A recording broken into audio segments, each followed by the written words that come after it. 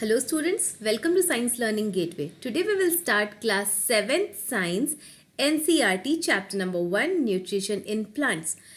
Nutrition in plants means in this chapter we'll read about basically plants, how plants make their food, different modes of nutrition, etc. We'll read in this chapter. In the next chapter we'll read about the animals, nutrition in animals. So first of all you should know what is food. Okay, in class 6 you have learned that food is essential for all living organisms. Without food, living organisms cannot survive. Different functions of food also we have read in class 6, like food give us energy to do work, food help us to grow, etc. Okay, what are the different components of food? In class 6 you have read about that. The different components of food are carbohydrates, proteins, fats, vitamins and minerals. Okay, these are the different components of food.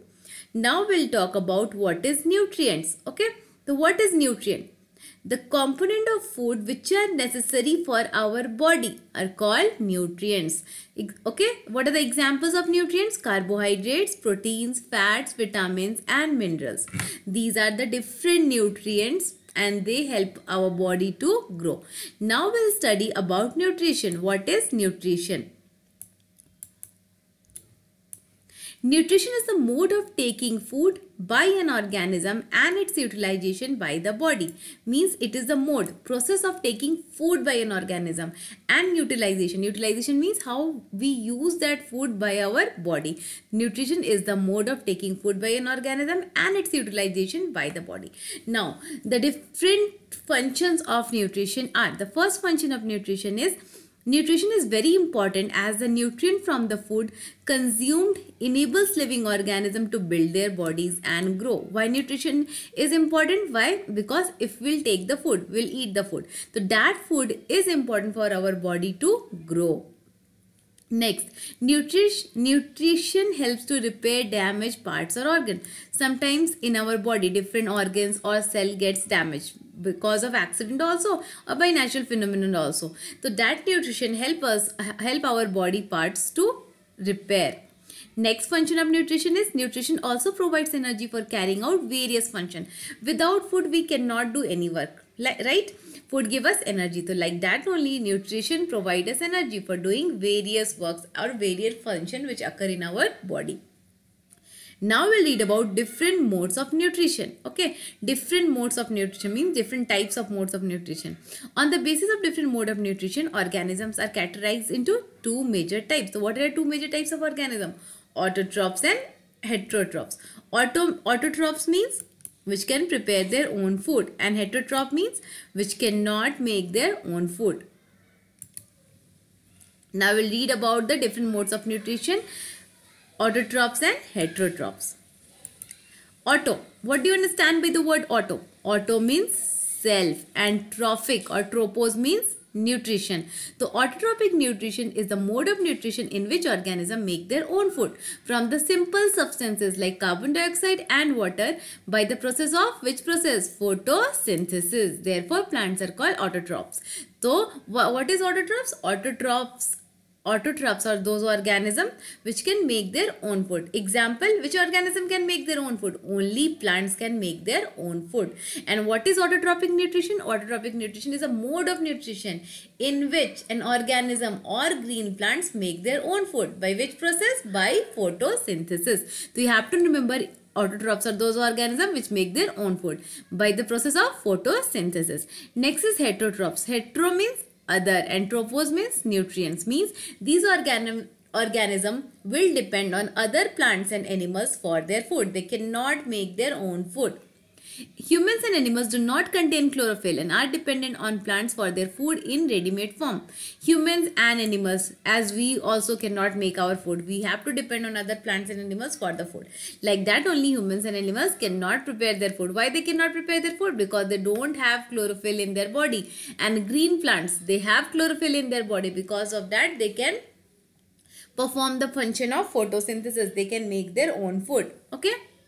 Those organisms which cannot prepare their own food and take food from green plants or animals are called heterotrophs. So what are heterotrophs? The organism which cannot make their own food and depend on other plants and animals for their food are called heterotrophs, and the mode of nutrition is called heterotrophic nutrition. So what is heterotrophic nutrition? Heterotrophic nutrition is that nutrition in which organism cannot make its own food and they depend on other plants and animals for their food. Now we will discuss about cells. What are cells? All living organisms are made of small building units called cells. You have seen your school building or your house. They are made up of bricks. Like that only our body is made up of cells. Cells are the bricks of our body which are very important for our body. They perform the basic structural and functional part of our body. Means they give us structure also and then perform various functions also in our body. Cells are the structural and functional unit of the body of all living organisms. So suppose question will ask what are cells? What you will write? Cells are the structural and functional unit of body of all living organisms. Structural means they give structure to our body. Functional, they will perform various functions in our body. They can also be seen under a microscope. We can see the cells through a microscope. The cell has a thin outer boundary called cell membrane. Okay. In the diagram, you can see the outer boundary, this black one, this boundary is called the cell membrane. A distinct centrally located spherical structure called nucleus. In the center, you can see this round structure. This is the nucleus. And the jelly-like substance surrounding the nucleus is called cytoplasm. The liquid which is surrounding the nucleus or which is present inside the cell membrane is the cytoplasm. Okay. The cell is a structural and function unit of the body of all living organism. It contains what? Nucleus, cytoplasm and cell membrane.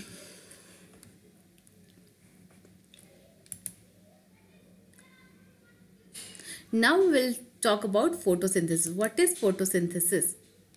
Okay. We have read that photosynthesis is a process by which green plants make their own food. Now in detail we will discuss about photosynthesis. What is photosynthesis?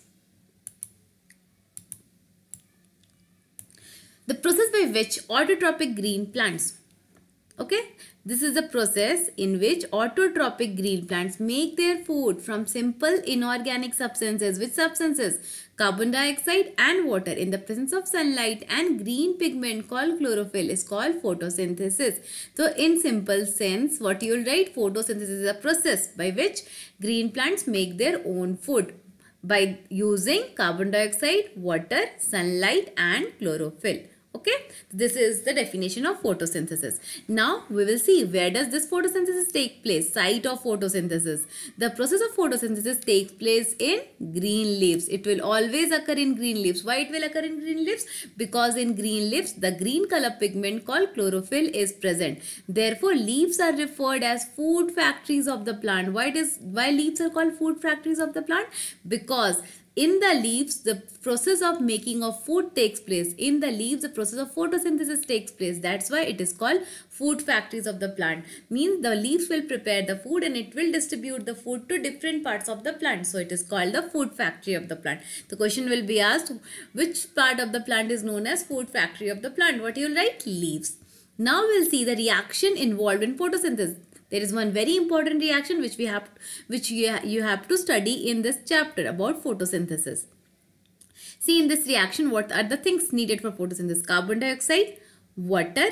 In the presence of sunlight and chlorophyll, what we will get by this process? Glucose. This is the food of the photosynthesis of the green plants, and oxygen. Oxygen, green. You all know that all the plants, they take in carbon dioxide and they give us oxygen.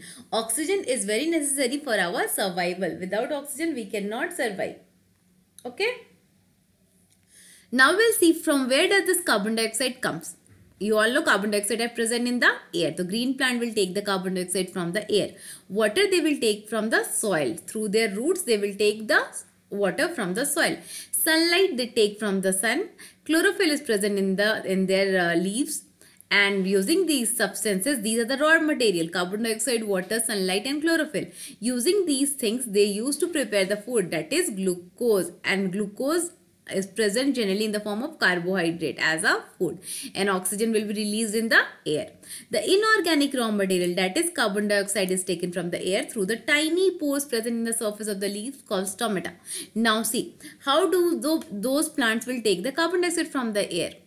In their leaves, small pores are present. Okay, those pores are called stomata. These stomata will help the green plants to exchange the gases. Means they will take the carbon dioxide from the air and they will give back the oxygen to the air. So through the stomata, green plants used to take the carbon dioxide from the air. Water is absorbed through the roots of the plant. Means root will help to absorb the water from the plant and it will be transported to the leaves by the vessels which act like pipes. You all know that in our homes also, through syntax or the tank, water tank is present at the top. Through the pipelines, the water will come to our house. Like that only, through the roots, the water is absorbed and the vessels are present in the plants which help that water to transport from the root to the leaves. These vessels form the continuous path from roots to leaves for the movement of the nutrients. Means these vessels or the pipes will help the plant to transport the water, minerals and nutrients in the plants. In this diagram, we'll see the process of photosynthesis. This is a plant, okay. Roots are present over there in the soil. This is the leaf. This is the flower. Leaf will capture the sunlight, sun energy. Why it will capture the sunlight? Because in the leaves, chlorophyll, green color pigment is present. And in the leaves, stomatas are present. They will take the carbon dioxide from the air and they will release the oxygen in the atmosphere. Next, in the earth, in the soil, the roots will absorb the water and the minerals and it will be transported to the leaves through the vessels present in the plants. Green plants possess chlorophyll in their leaves which capture the energy of the sunlight. Means because the green plant is carrying the chlorophyll, it will capture the sunlight or the solar energy. This light energy is used to prepare food. Without the sunlight, the plant cannot make its own food. During the process of oxygen is also released. In this process, during photosynthesis, what happens? Carbon dioxide is taken by the plant and oxygen is released in the air. Photosynthesis is a unique process in which solar energy is captured by the leaves and stored in the form of food. Okay, the sunlight or the solar energy is captured by this plant and it will be stored in the form of food. Thus, sun is known as the ultimate source of energy for all living organism. Okay, sun is known as what? It is known as the ultimate source of energy for all living organism. Now we will see about the products of the photosynthesis. Okay, what are the different products we are getting from the photosynthesis process? The food produced by the process of photosynthesis is mainly carbohydrate. What is this? This is carbohydrate. The food stored in the plant is in the form of carbohydrate. It produces glucose as food material which later get converted into starch. Okay, this carbohydrate will afterwards it will convert into starch and it will be stored in the plant. The presence of starch in leaves indicates the occurrence of photosynthesis. We can detect this starch by iodine test. One experiment is there. If you will put few drops of iodine in the leaves, the color of the leaf will change into blue black. It indicates that starch is present in the leaves or in the plant. This is a diagram of stomata leaf. Okay, this is your leaf. This is a diagram of a stomata, the tiny pores present in the leaves. What is the function of stomata? It helps in the exchange of gases like carbon dioxide and oxygen in the atmosphere. This structure, this bean-shaped structure is called the guard cells. Okay, this is the diagram. Chlorophyll is present, guard cell is present, stomata is present. So you have to practice this diagram. Next is importance of photosynthesis. Why photosynthesis is important? Can you tell me why photosynthesis is important? Without photosynthesis, what will happen? The plants will not make its own food. If plant will not make its own food, then what will happen? Human beings, animals, they will also not get the food because directly or indirectly we are dependent on the plants. If plants do not perform photosynthesis, there would no food on the earth. Photosynthesis is also necessary for the production of oxygen gas in the atmosphere, which is necessary for the respiration of organism. Therefore, it can be said that no life is possible in the absence of photosynthesis. If photosynthesis will not occur, what will happen? We will not get the food. We will not get the food from the plant. And if photosynthesis will not occur, plant will not release the oxygen gas in the atmosphere. Then without oxygen, we cannot survive in the earth. Okay, so photosynthesis is very important for us. Next, synthesis of plant food other than carbohydrate. Some of the plant will not synthesize carbohydrate. They will synthesize different other things. Let's have a look on the things which plants will synthesize. The starch or glucose is the simplest form of carbohydrate. Okay, the starch or glucose which is prepared by the plant is the simplest form of carbohydrate synthesized by the plant, which is the which is composed of carbon, hydrogen and oxygen. Means these carbohydrates, they are made of carbon, hydrogen and oxygen. Sometimes these simplest form of carbohydrates are utilized to synthesize other food nutrients like fats and proteins. Okay, these carbohydrates are used to make other nutrients like not starch or glucose. Fats and proteins will also be made from these carbohydrates. Starch or glucose is rich in seeds like wheat, rice and various parts of the plant like potato tuber. You all know wheat, rice, potato, they contain starch or glucose. Sometimes starch or glucose is stored in the form of oil in their seeds like oil seeds. Example, sunflower seeds. Through the sunflower seeds, we extract what? We extract the oil. So sometimes the starch or glucose will be present in the form of oil in some of the plants. When the plant nutrient contain carbon, hydrogen, oxygen along with nitrogen element, it is called protein. Okay. Sometimes what happens? Plants also contain protein. This element nitrogen comes from soil in the form of nitrate by the action of some bacteria present in the soil and forms amino acid which is then converted into proteins. These plants also make fats and proteins as their food. Okay, from where does this nitrogen come to plant? Nitrogen is present in the soil in the form of which form? Nitrate form. Some of the bacteria like rhizobium etc. they will act on those plants and they will convert that nitrate into amino acid and that amino acid will be changed into proteins. So in the plants, some of the plant will prepare the food in the form of oil, proteins, fats, etc. Okay, other than the carbohydrate.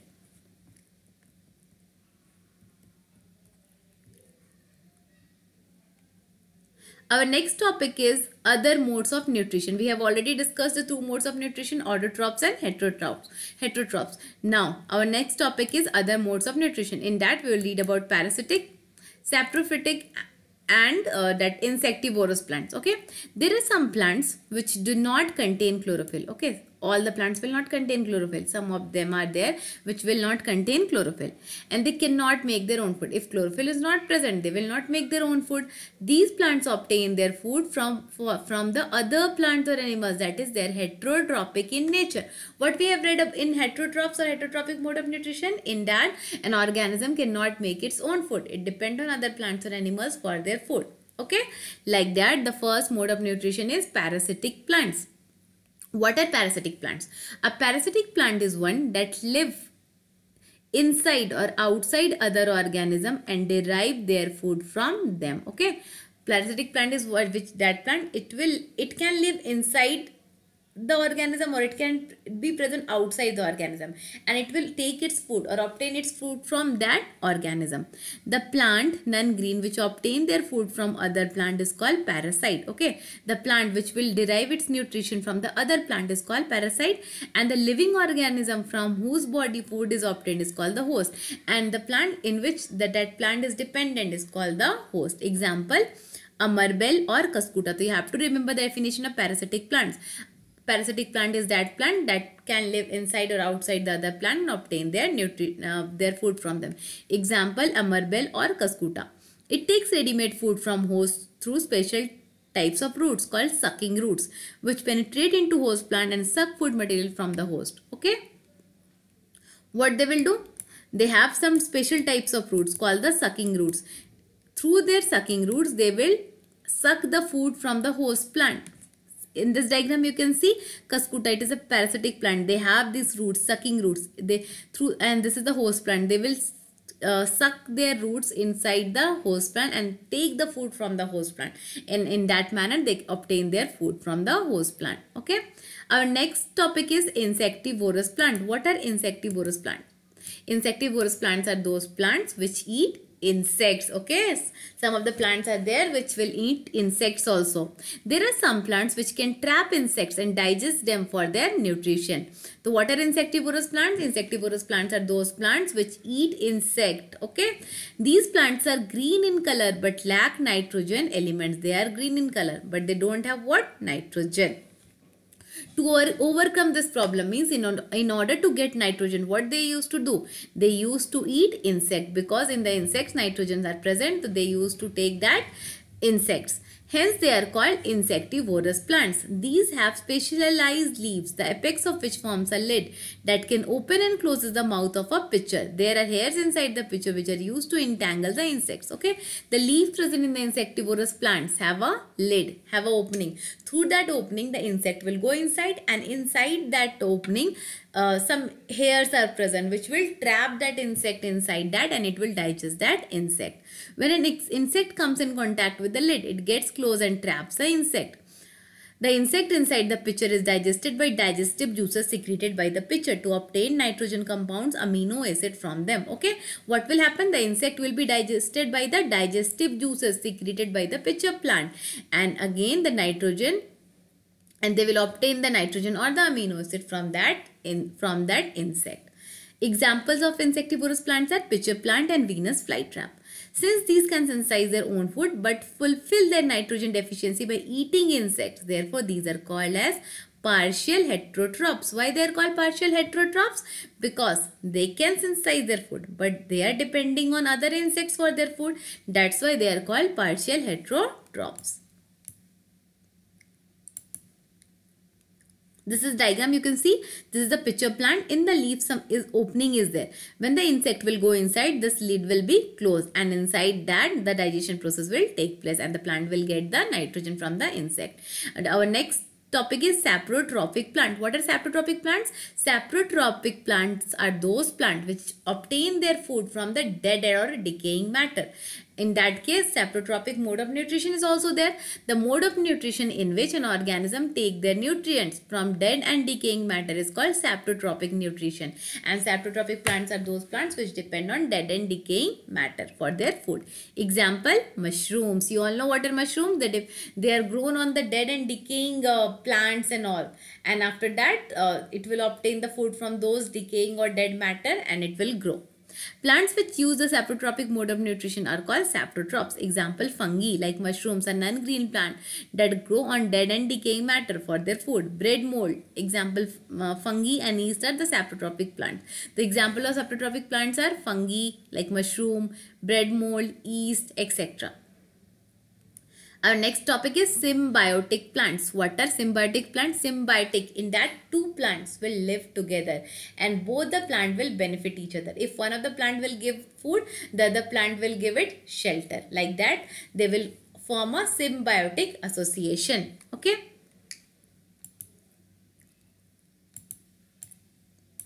Sometimes two plants of different species live together and help each other in obtaining food and shelter. Okay.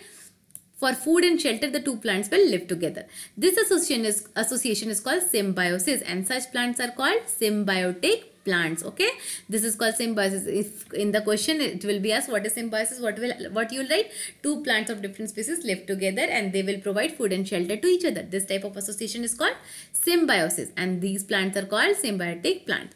The relationship in which two different organisms live together and share shelter and nutrient is called symbiotic relationship. Okay, this is very important. What is symbiotic relationship?